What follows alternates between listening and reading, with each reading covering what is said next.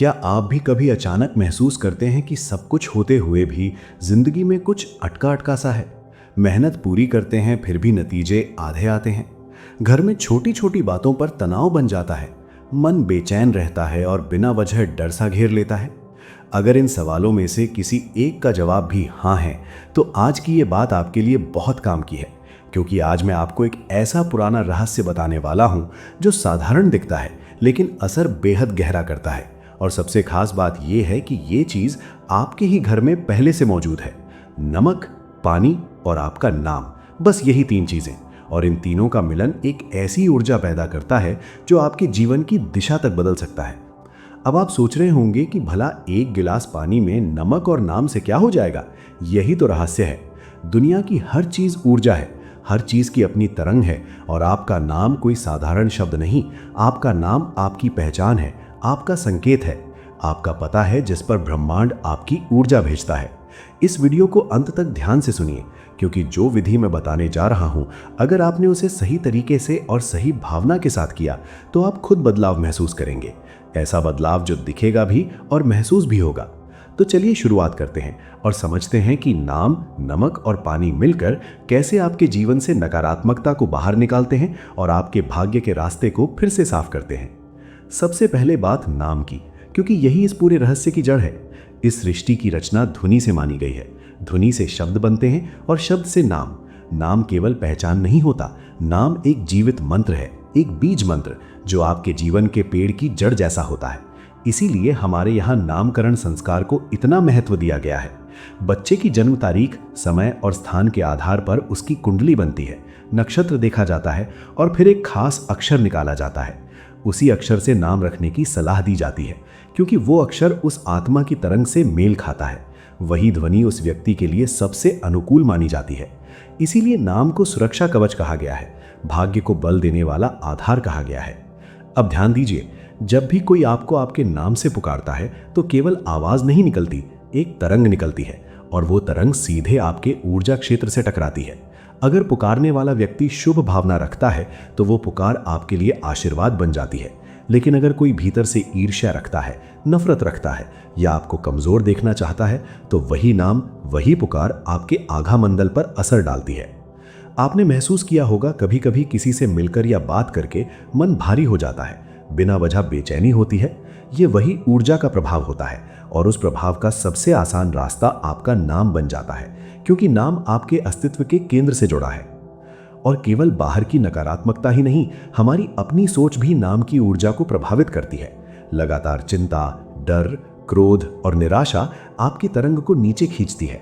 फिर नाम का स्पंदन भी भारी होने लगता है, और जब नाम की ऊर्जा पर धूल जम जाए तो जीवन में अच्छे अवसर रुकने लगते हैं, रिश्तों में कड़वाहट घुलने लगती है, धन का प्रवाह टूटने लगता है और मन में स्थायी अशांति बस जाती है। ये धूल दिखती नहीं, लेकिन असर हर तरफ दिखता है। जैसे हीरे पर कालिख चढ़ जाए तो चमक मिट जाती है। हीरा वही रहता है लेकिन नजर में नहीं आता। ठीक उसी तरह आपका नाम वही रहता है, पर उसकी चमक दब जाती है। अब जरूरत है उस चमक को फिर से बाहर लाने की, उसी परत को हटाने की। अब आते हैं दूसरे तत्व पर, नमक।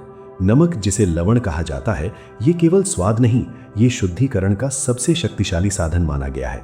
इसकी सबसे बड़ी ताकत है सोखने की क्षमता। ये नमी सोखता है, लेकिन केवल भौतिक नमी नहीं, ये ऊर्जा भी सोखता है, विशेषकर नकारात्मक ऊर्जा।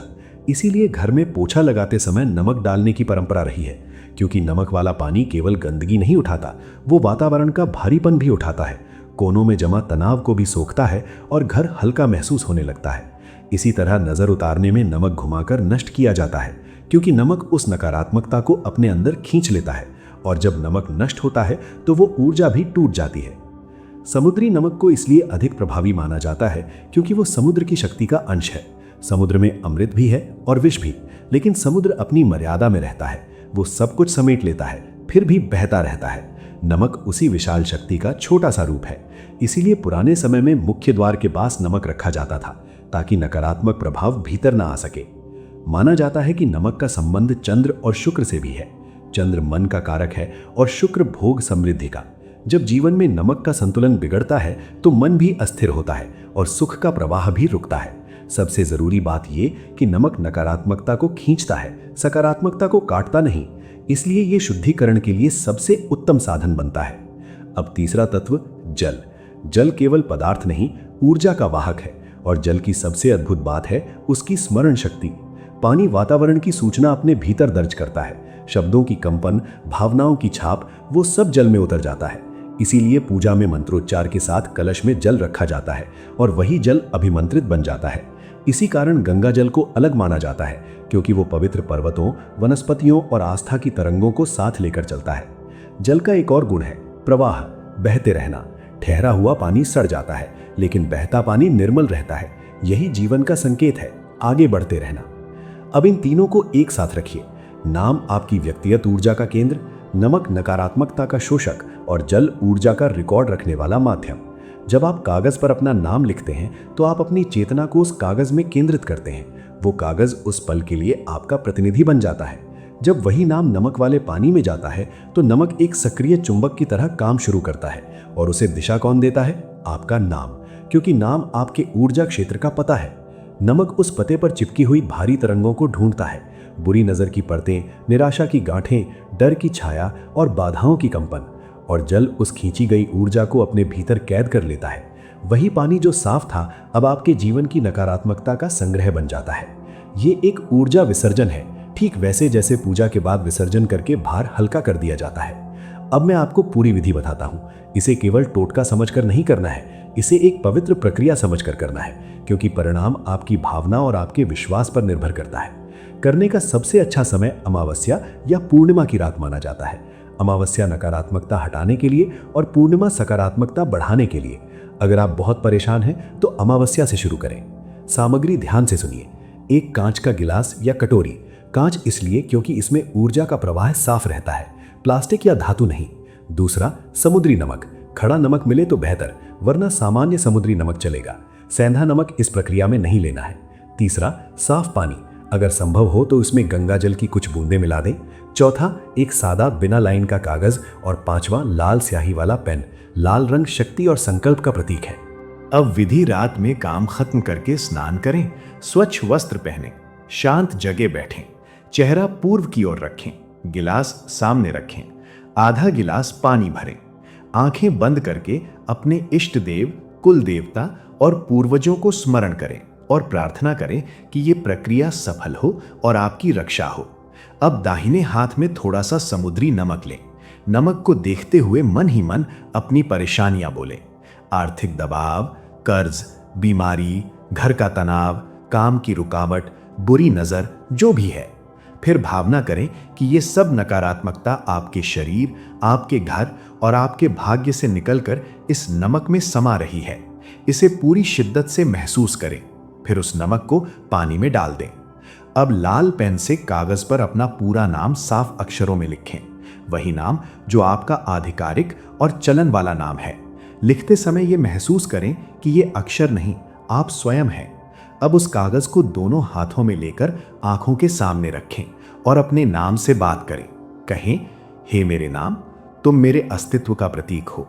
जीवन में जाने अनजाने मुझसे जो भी भूल हुई, जिन कर्मों का भार मुझ पर आया, जिनकी वजह से मैं कष्ट में हूं, मैं आज उनके नकारात्मक प्रभाव से मुक्त हो रहा हूं। लोगों की ईर्ष्या, उनकी बुरी नजर, उनकी कटुता ने तुम पर जो परत चढ़ाई है, मैं आज उसे साफ कर रहा हूं। हे मेरे नाम, तुम आज से हर नकारात्मक बंधन से मुक्त हो। अगर आंखें नम हो तो होने दें, मन हल्का करें। फिर उस कागज को धीरे से मोड़कर नमक वाले पानी में डाल दें। अब बस कुछ क्षण शांत होकर उसे देखें। नमक घुलेगा, कागज भी गलने लगेगा। ये संकेत है कि पुरानी परतें टूट रही हैं। ये प्रक्रिया शुरू हो चुकी है। अब इस गिलास को घर के किसी ऐसे कोने में रख दें जहां किसी की सीधी नजर न पड़े। इसे बाथरूम या शौचालय में नहीं रखना है। इसे अलमारी के कोने में या बेड के नीचे रख सकते हैं और रात भर रहने दें। उस रात कुछ अलग सपने आ सकते हैं, डरावने भी हो सकते हैं। घबराइए मत, ये संकेत है कि अवचेतन से भारी ऊर्जा बाहर निकल रही है। कई लोगों को बहुत गहरी नींद आती है, जैसे वर्षों बाद चैन मिला हो। सुबह उठकर सबसे पहले गिलास देखें। पानी का रंग बदल सकता है, मटमैला हो सकता है। ये संकेत है कि उसने भारीपन सोखा है। अब सबसे जरूरी कदम ये पानी घर से बाहर निकालना है। इसे सिंक, नाली या टॉयलेट में बहा दें। और बहाते समय मन में कहें, मेरी सारी बाधाएं, मेरा दुर्भाग्य, मेरी नकारात्मकता इस जल के साथ मेरे जीवन से दूर जा रही है। फिर गिलास को अच्छी तरह धो लें। ये प्रक्रिया आप हर अमावस्या या पूर्णिमा को दोहरा सकते हैं जब तक आपको स्पष्ट सुधार न दिखे। पहली बार में ही मन हल्का महसूस होगा, सिर से बोझ उतरने जैसा लगेगा, धीरे धीरे रुके काम बनने लगेंगे, घर का माहौल शांत होगा, धन के रास्ते खुलेंगे और जो लोग नकारात्मक नजर रखते हैं वे दूर होने लगेंगे या उनका व्यवहार बदलने लगेगा। ये उपाय केवल बाहर की स्थिति नहीं बदलता, ये भीतर भी बदलाव लाता है। आभा मंडल साफ होता है, ऊर्जा कवच मजबूत होता है और जब कवच मजबूत होता है तो आप दुर्घटनाओं, रोग और दुर्भाग्य से ज्यादा सुरक्षित रहते हैं। आकर्षण शक्ति बढ़ती है, लोग आपकी ओर खिंचते हैं, आपकी वाणी में प्रभाव आता है और निर्णय क्षमता तेज होती है। ये प्रक्रिया कर्मों के बोझ को भी हल्का करती है क्योंकि नकारात्मक कंपन शांत होने लगती है और आपकी फ्रीक्वेंसी ऊपर उठती है। दुख और भय की तरंग नीचे होती है और सुख समृद्धि की तरंग ऊपर। जब आप अपनी तरंग बदलते हैं तो आपकी दुनिया बदलती है। ये अंधविश्वास नहीं, ऊर्जा के नियमों पर आधारित एक गहरी परंपरागत विधि है जिसे हम भूलते चले गए थे। तो अगली अमावस्या या पूर्णिमा को इसे जरूर करें, पूरे विश्वास और पवित्रता के साथ, और फिर खुद देखें कि आपके लिए बंद रास्ते कैसे खुलते हैं। ये आपके हाथ में एक ऐसी चाबी है जो भाग्य के कई ताले खोल सकती है। इसे अपनाइए और अपने जीवन में शांति, स्पष्टता और समृद्धि को जगह दीजिए। अगर ये जानकारी आपको उपयोगी लगे तो इसे उन लोगों तक जरूर पहुंचाइए जिन्हें इसकी जरूरत है। संभव है आपका बताया हुआ एक उपाय किसी का भारी समय हल्का कर दे। और अगर आप अपने अनुभव साझा करना चाहें तो अपने मन की बात लिखिए, क्योंकि अनुभव ही सबसे बड़ा प्रमाण होता है। धन्यवाद।